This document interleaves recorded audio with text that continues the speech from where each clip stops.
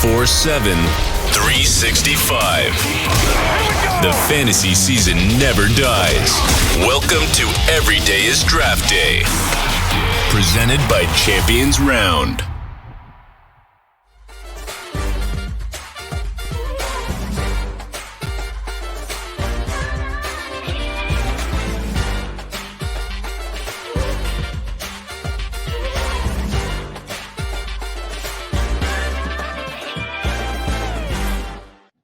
What is going on? My name is Jason Gold, and I am joined by the entire Champions Round content team, Dan Turner, Steph Smalls, Jeff Haseley. We are here for our final mock draft of the 2022 NFL Draft. We're going to do this one live.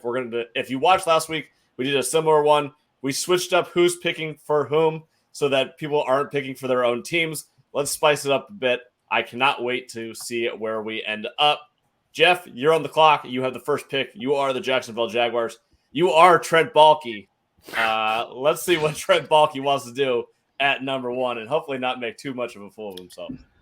Yeah. So that's the whole story, right, about this draft. At least the first pick here is this Shad Khan's pick, or is this Trent Baalke's pick? What's Jacksonville going to do? Everyone was thinking they would take Aiden Hutchinson, not even couple days ago, but now we're starting to hear rumors that it could be Trayvon Walker, the talented, yet I don't necessarily want to say raw, but he just has so much more experience to gain. I think I wouldn't necessarily put him as like a Chase Young type of defensive end, but he has potential to kind of be in that neighborhood. It's a tough one here, but I'm going to go with the odds and say that Jacksonville is going to take Tavon Walker here as their top pick, and Trent Baalke gets the win because it's his team, right? Or at least his decision. Yeah, the market is certainly moving that way, that Trayvon Walker now minus 300 to be the first pick. I can't believe that Shad Khan, the person that's on the thinnest ice of the three of them, is actually going to make this selection.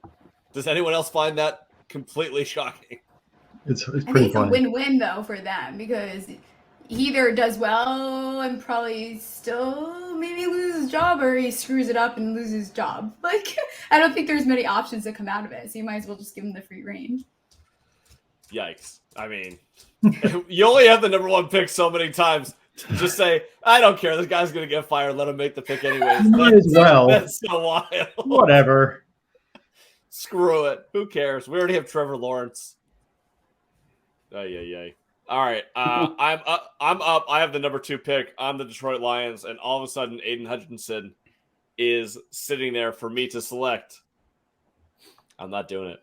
Oh, I'm not doing it. Here we go. I have heard a ton of rumors that this draft pick and the entire draft process is on Brad Holmes and Brad Holmes' guy the entire draft, just like Sonny Weaver Jr. in draft day. His guy, he's taking Kayvon Thibodeau no matter what. So that's where I'm going to go. I'm going to go Kayvon Thibodeau, number 2, to the Detroit Lions.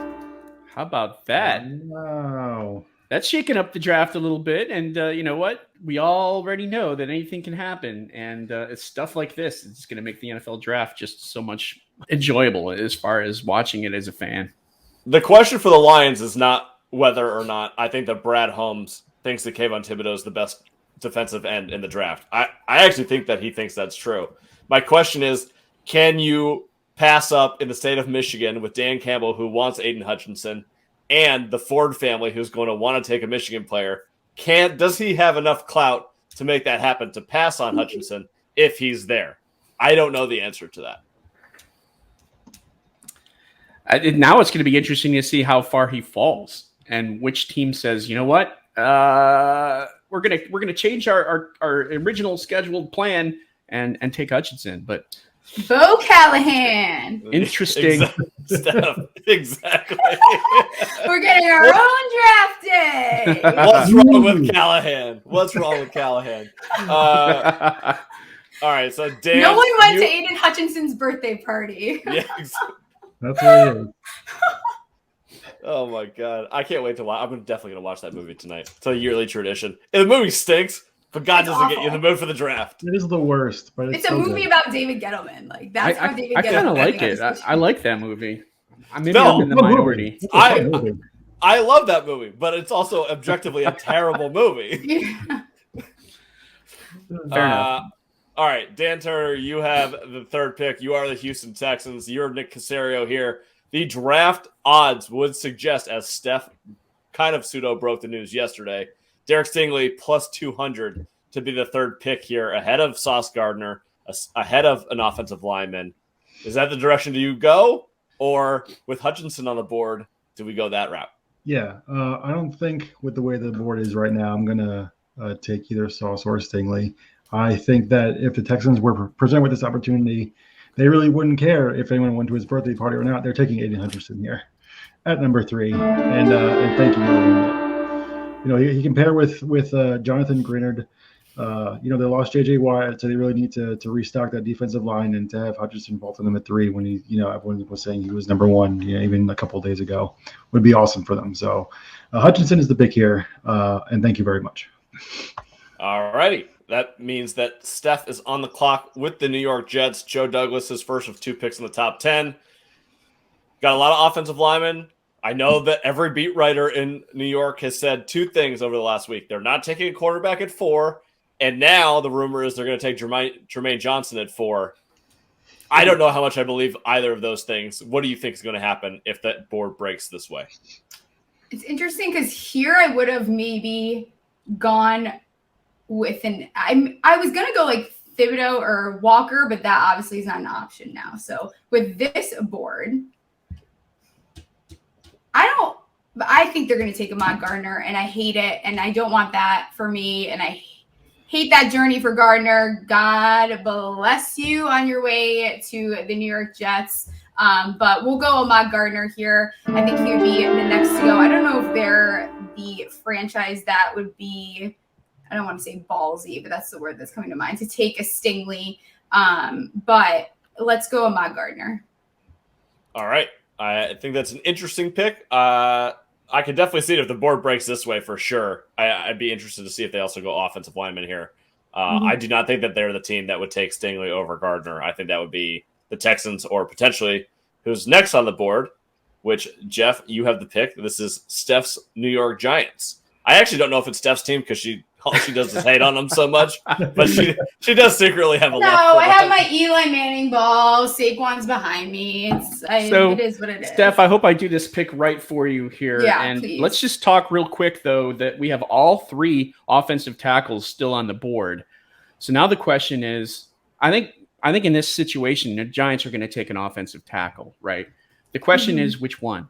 And as much as I would love to put Ike Ekwonu and Evan Neal in this pick, I honestly, I honestly think that Charles Cross is their answer. A 6'7", 335-pound true left tackle that has been compared to Trent Williams, and we know. So this is unfair because what pick comes after this? Hold on, it's not my pick. It's not my pick though. Anyway, I think that Charles Cross is the best pass protection tackle in this draft, and he's a true left tackle.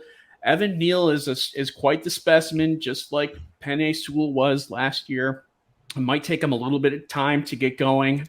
I think Cross comes in, and he's a starter day one, of course, and he's a cornerstone at left tackle for a decade to come. So Charles Cross is my surprise pick here as the top tackle off the board. How about that? How about it? I love it. I also have a Charles Cross plus 800 to be the first offensive lineman taken. So I would love this to happen. Well, we'll see. But then, All right. but you also Steph, you're gonna like Cross. You are. Yeah, but we going have to like Andrew Thomas Cross. already at left tackle, so it's like I feel like this is a silly pick in my But opinion. Thomas can play especially right for a tackle. guy. I know that, but he finally got going, and I think that they need someone to come in and just go right to the line and help Daniel Jones. If you're not going to pick up his 5th option, you're going to put the pressure on him to earn a contract. You need a guy to come in. So who would you rather have out of those 3? I'd rather have either of the other two over Cross, but I'd prefer Icky probably. So you want the run? Well, he can do both, but he's more of just a mauler. Yeah. Well, you also have a Saquon Barkley that we got to get going at some point too. So I don't know. Charles, I can't like. The Giants really liked Cross's take. I know his interview, everything. They love the guy. I know. Yeah. See what you did, Jeff? You made Steph mad. You know what? It's all part of the process. It's okay. It's preparing me. Like I feel like this is we're practicing for the night when it happens. Carolina's going to wind up taking Kenny Pickett, right? And I'm going to be crying in my beer. But either way, all right, let's go. What do you got, Dano? No, I have the pick this time. Oh, sorry. I have the Excuse pick. me. All right. So if I stick here, I'm taking Icky. I'm looking down my board. I'm looking where I can make a trade with myself, so I don't have to negotiate with anyone. Trade is definitely possible. Are we allowed to do trades? Yeah, why not? Oh man, that's fine. We're gonna have to change the spreadsheet and everything. It could get messy. It's gonna be wild, especially since I have a show in 45 minutes.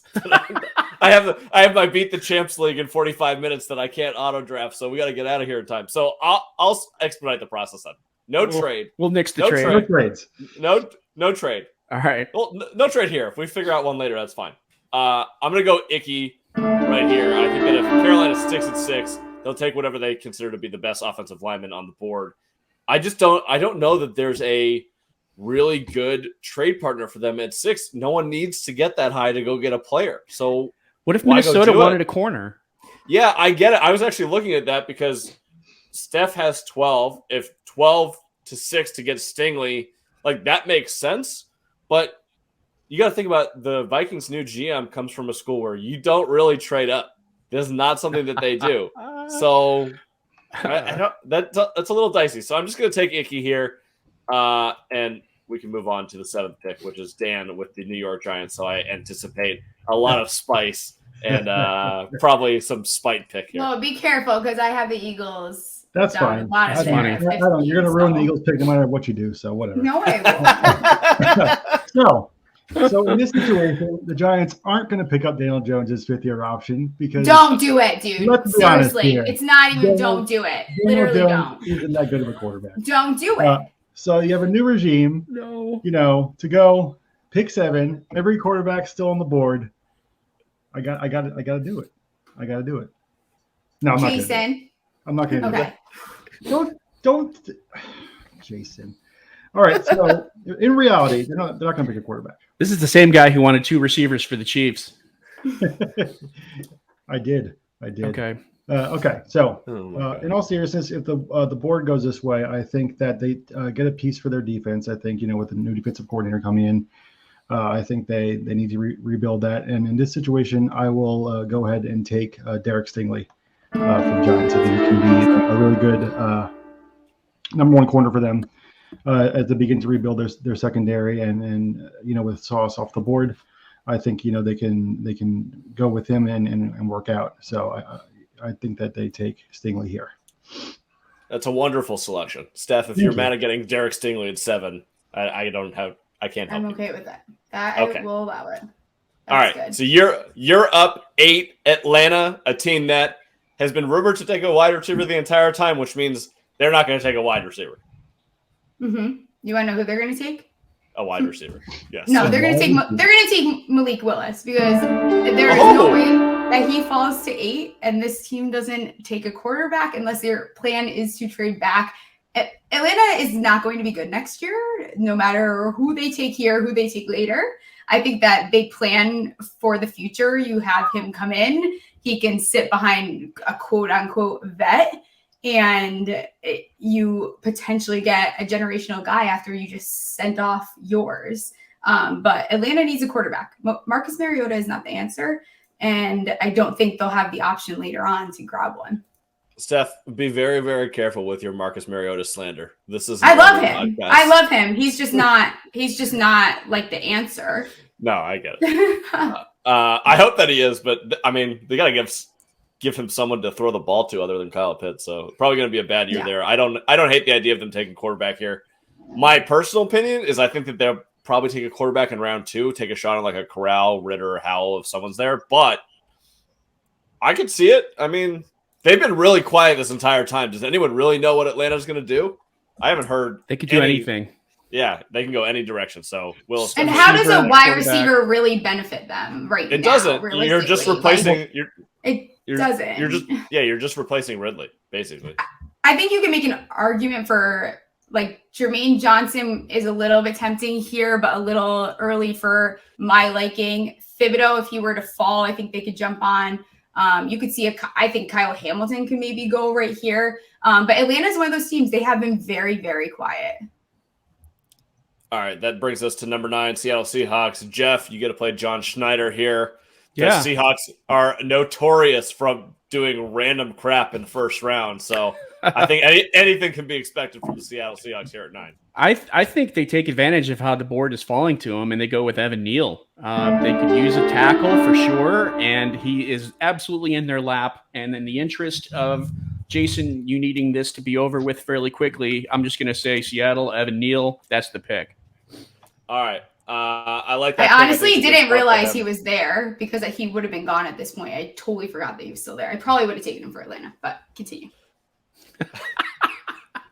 I love it. Well, given that he's available there and that the Jets beat writers won't shut up about the fact that they love Jermaine Johnson and the fact that Steph went with Sauce Gardner at 4, let's double down on that defense for Robert Saleh. Damn. Jermaine Johnson goes 10th to the New York Jets. How about that? That's a great pick. Great pick. All right, that leaves Dan up. Number 11 with the Washington Commanders, a team that is favored to take a wide receiver in the first round. And somehow we haven't had a wide receiver go in the top 10 yet. I anticipate that is where we're going to go here. Yes, I think they take a receiver. I'm going to go with Drake London. There, I think he'll help. Wentz isn't the guy that is the most accurate QB in the league.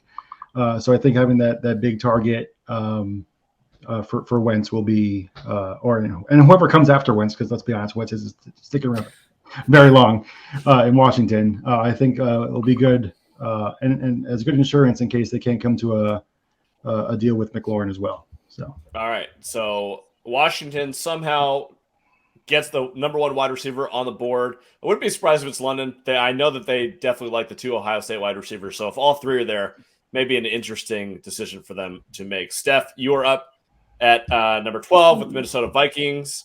Where are we going to go with this pick? I really want to take a wide receiver here. Like I am pretty into the Vikings taking a wide receiver. I did hear there are rumors starting to go that the Vikings camp is interested in expanding the wide receiver room. They're going to have to pay Justin Jefferson. My issue is their secondary blows. And Kyle Hamilton's also still on the board. Does Kyle Hamilton get past 12? I don't. He could. It's possible. It's definitely possible. I will say this. Before you make this pick, I'll say one thing that may lead you in a direction. The odds for Minnesota to take a wide receiver have dropped from plus 1,000 to plus 275 in the last 24 hours. And I saw them at plus 1,600 at one point. So I am going to go with Jameson Williams because I don't think you pass on him. Imagine him and Justin Jefferson. Come on. You get rid of Zimmer and you have a guy that's actually going to want to throw the ball down the field, and you have 2 fantastic wide receivers there. And I think you see the Vikings step into this, oh crap, we're in trouble situation because they're going to be a team to keep your eye out for. All right, that moves us to number 13, the Houston Texans. Jeff, you were on the board here, a team where Nick Caserio said at 13, they are 50 to 55% likely to pick in the spot, a.k.a. they're trading this pick. Absolutely. Just a matter of who's coming up and for what. Right, exactly. However, in this situation, we're going to make the pick, and I think we're going on a wide receiver run here, and Houston definitely could use one, especially after using that number 3 pick to take Aiden Hutchinson, who kind of fell to them. I'm going to take Garrett Wilson here for Houston as their wide receiver, new heir apparent to Brandon Cooks, who knows how long he's going to have strong stats and excellent production. So Garrett Wilson's the future there for Davis Mills and the Texans. That's my pick. All right, Garrett Wilson to the Houston Texans. I think that's good. Get Davis Mills another wide receiver piece to see if he is able to, make it as a pro. 14, I'm on the clock with the Baltimore Ravens. I have two things in mind here. One, Jordan Davis obviously would be a great fit in this Baltimore scheme. The other one would be, I see Trent McDuffie on the board. I know how the Baltimore Ravens are with quarterbacks, and they've had some success there. I also see that Kyle Hamilton is still on the board. That would be nasty in Baltimore. They don't need him at all, but what a luxury pick to have if you're Baltimore and Eric DeCosta. I'm going to surprise. I'm going Kyle Hamilton here. He's just too good of a value at 14 to pass up, and I think that Baltimore is the team that could use someone like him. So I'll go Kyle Hamilton, 14 to Baltimore. That's a good pick. Which means Steph is on the board, 15 with the Philadelphia Eagles, and she gets retribution on Dan. Pick Derek Stingley for her. I know, that's true. You did. And I think that... Just because you were nice doesn't mean she's going to be. Oh, I know. I expect her not to be honest. I think that McDuffie is tempting here, but the Philadelphia Eagles are not leaving this first round without a wide receiver, so we're going to give them Chris Olave. And I'm sorry, Dan, I know it's going to make you not happy, but I could have said Sky Moore. We all know how you feel about him. That is unrealistic. It's okay. Chris Olave. Yeah, all right. All right, Dan, we'll stop there. Let's take the board as it is without Olave. Who do you think that they would take at 15? If they stay at 15? If they stayed at 15. If Hamilton drops, it'll be him. No. Look, assuming our board right now. Oh, okay. Take out Chris Olave. Who would you have taken there? Taking out Olave? I know who I'd take. I know two people I'd take. That's rough. That's a rough board. It's the way it fell. Like my intention, he would be like my last choice here. It's the way it fell. Like I don't think that this is a realistic board. Yeah, I'd probably take Davis at that point. Just because of how much of an athletic beast he is, and with Cox, nearing the end of his career, we can use him like in the middle to, upgrade the defense. I'd probably go, if the board falls exactly this way, Jordan Davis at 15 for them. All right, so that now puts us at number 16. We're going to stick with Chris Olave, obviously. 16, the New Orleans Saints, you're up. Jordan Davis is there. Kenny Pickett's there. Trent McDuffie's there. Trevor Penning's there. Who are we going to go with? I want to go with Kenny Pickett.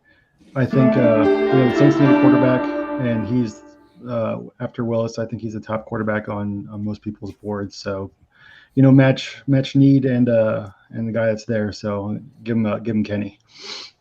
All right, that brings us to number 17, the Los Angeles Chargers. Jeff, you are on the board. I think there's two guys that they love. Actually, maybe three that just fell to them. Again, in McDuffie, Penning, and Jordan Davis. Which way do you think that they'll go?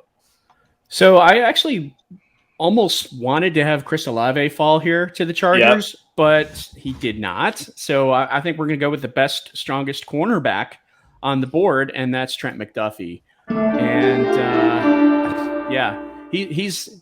he fills a need, and I think it's a decent value right here in the draft. I was kind of surprised by Pickett to the Saints, but that's okay. Trent McDuffie, I mean, as far as the strongest cornerback, I mean, you got Andrew Booth out there as a possibility, but I think McDuffie is the next best cornerback behind the top two, and Chargers get a good one here. So that leaves me at number 18 with the Philadelphia Eagles. Jordan Davis just fell in my lap. No need to think any more about that. If Jordan Davis is there at 18, I anticipate that the Eagles will pounce all over that opportunity. So Jordan Davis is my selection here, which puts Jeff, you're back on the clock with the New Orleans Saints at number 19. I'm thinking that they need to have some sort of offensive line help. They lost Teron Armstead. Trevor Penning is here. He's waiting. He's in the green room. He's wondering when he's going to get selected. I think this is the pick, and the Saints grab him, and they're happy with their 2 picks that they have with Kenny Pickett and Trevor Penning. So Penning to go with Pickett for the Saints with their 2 big picks in the first round. All right, that means that Steph is up at number 20 with the Pittsburgh Steelers. There's no Malik Willis. There's no Kenny Pickett on the board. All we've heard about is that the Steelers are going to take a quarterback in round 1. Can they even take one if 2 are already off the board here? No, I think in this situation they pass. It might get to a point. Do they try to trade up at some point? Maybe. But we'll go with Linderbaum. I think they need to start securing that O-line. It was not great last year. So I think that he is a solid step right guy that would be perfect for this team realistically. All right. That brings us number 21, the New England Patriots. Dan Turner, you are on the board here. They've been connected to Devin Lloyd a lot, potentially. Where do you think you're going to go here? Yeah, this is Devin Lloyd. I mean, Devin Lloyd is the quintessential Bill Belichick pick. You know, he loves his linebackers for his defense. He gets the best linebacker on the board. It's an easy pick there. All right, I'm up number 22, the Green Bay Packers. Everyone has talked about them getting a wide receiver in round 1. They have 2 picks, 22 and 28. I don't think that they can wait to 28 to get a wide receiver. There are teams in the middle there that could take one. So maybe you go offensive lineman here if someone dropped. Like if Trevor Penning's there, I think that they would take Penning over a wide receiver. He's not. So that means I am at Treylon Burks or Jahan Dotson, depending on what they want to do here. I'll say for now that they're going to go Treylon Burks. I just think that's probably a better fit than Dotson at this point. So Burks is the pick here at 22. And Jerry Jones is crying.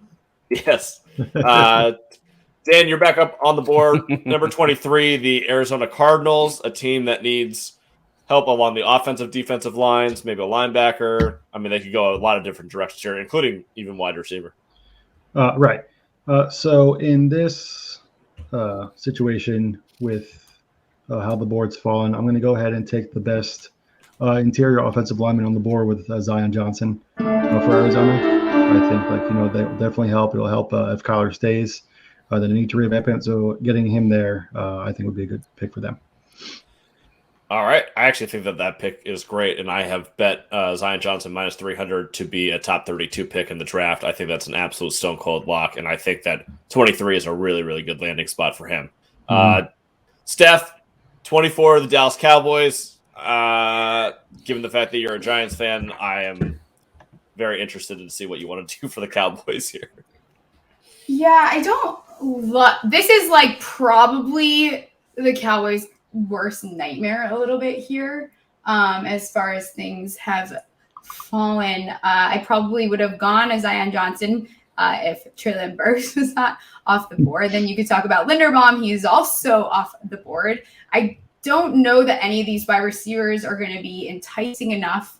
They're not going to sell enough jerseys for Mr. Jones. I think they go to what they need to handle is this O-line. Outside of that, you can make an argument probably for Nakobe Dean, but I hate it. I don't like this pick, but let's go Raymond here. Bernard Raymond? Mm-hmm. Yeah. I think they would have already traded up at this point. Like if wide receivers started coming off the board, I see them trying to be a little bit more aggressive. I know that I saw something today that Philadelphia and the Cowboys are both interested in basically jumping each other. So we'll see how that plays out.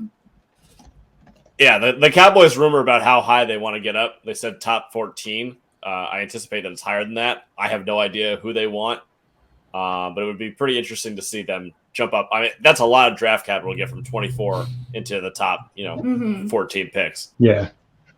All right, that puts Jeff on the board with Buffalo at 25. And if you say a running back, I'm leaving the chat.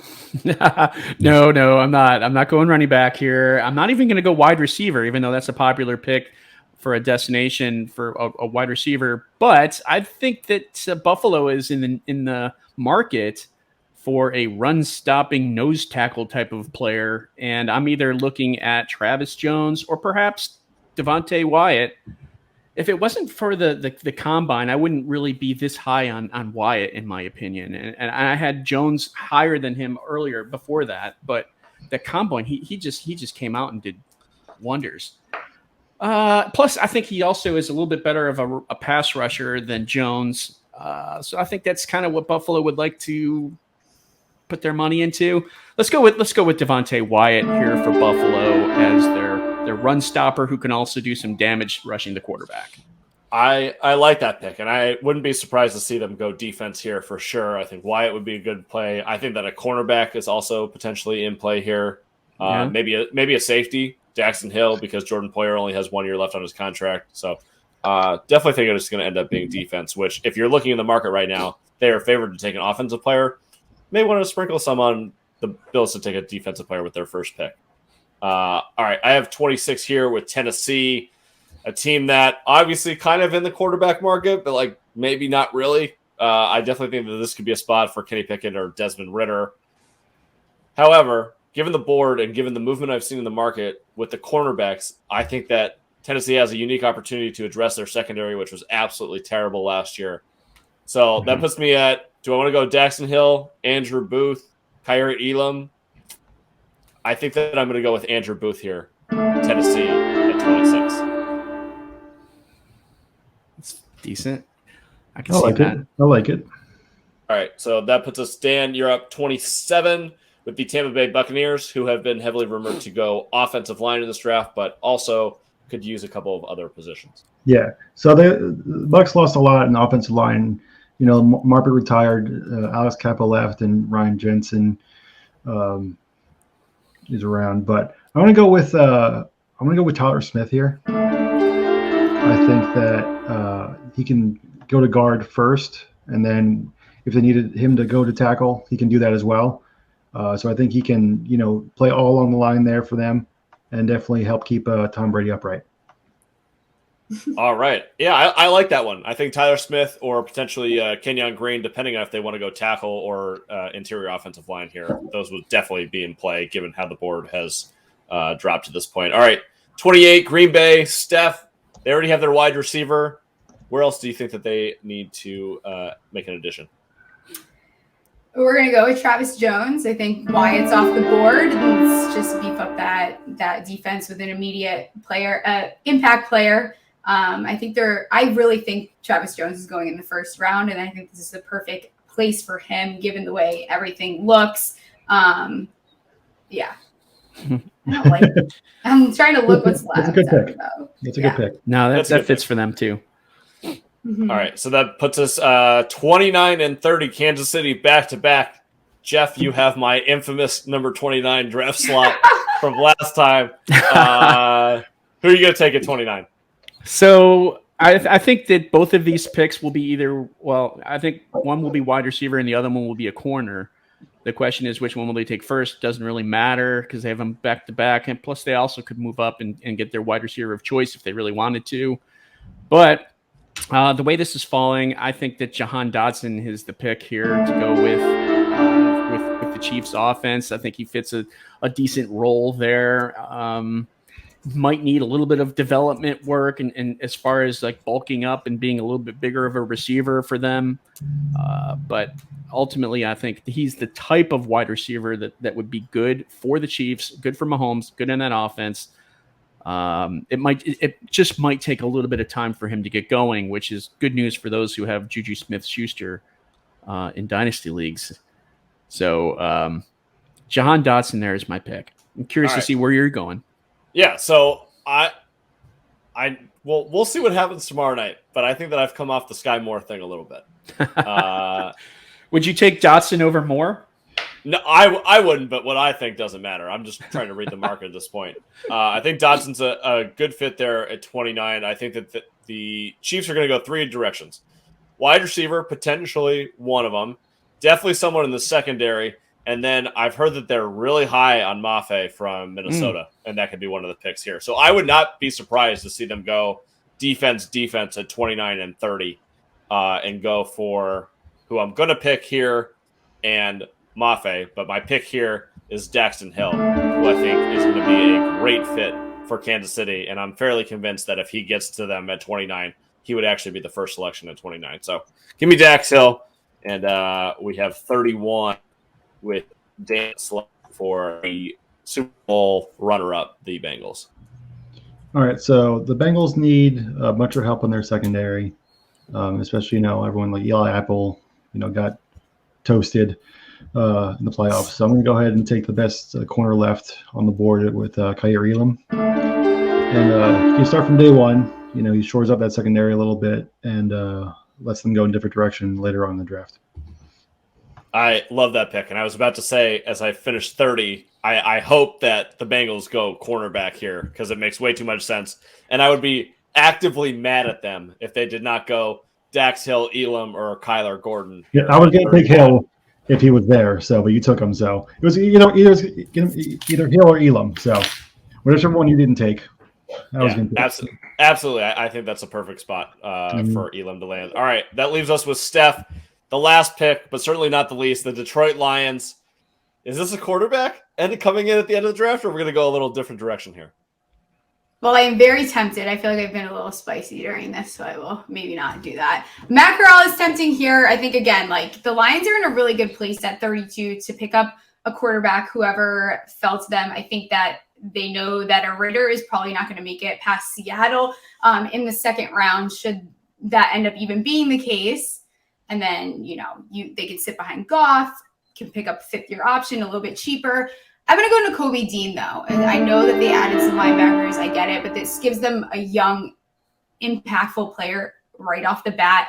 And that's what Detroit is looking for. They need to add depth and more good players. They're not necessarily a bad team. They just need more good. How do you even say that? More better. Better player. More better. Whatever. More better players. There you go. Mo better. More better. I think Dean, honestly, in terms of a culture setter there in Detroit on that defense, given how he was the leader of that Georgia defense, I think that'd be an awesome pick, culturally for them. And it definitely seems like a Dan Campbell type of player. He's not the biggest guy. He's not the fastest, but the smartest and just the nastiest. So I definitely like the pick of Dean there at 32 if they don't go for a quarterback. And again, they have the 34th pick. Maybe they don't care about the fifth-year option. So who knows what will happen. That does it. We've got through all 32 picks in 35 minutes. Pretty good, guys. Thank you for doing that. Yeah, that was awesome. Big Board Showdown. You can play for another 26, 27 hours. We're doing a draft. I have my Beat the Champs draft in 20 minutes. If you beat me, you get $100. We have an experts draft at 4 o'clock, which I can't wait for. That's some heavy hitters in the industry. So hopefully they can't take all of our money. But that'll be super exciting. And then the draft tomorrow. So all good things coming down the pipeline here at Champions Round. Go check out our app. Go play Big Board Showdown. Go join all the 7 stakes contests. And good luck with all of your bets. And good luck with all of your teams. Hopefully you guys don't feel like tomorrow's an absolute disaster. Disaster is all I know. So. Oh my God, Steph's gonna want to fight someone on Friday morning. I know. It's not gonna be great. If the Giants get quarterback, it's gonna be me, 100%. All right, guys, that does it for now. We'll talk to you guys soon. See ya. See ya. See you guys.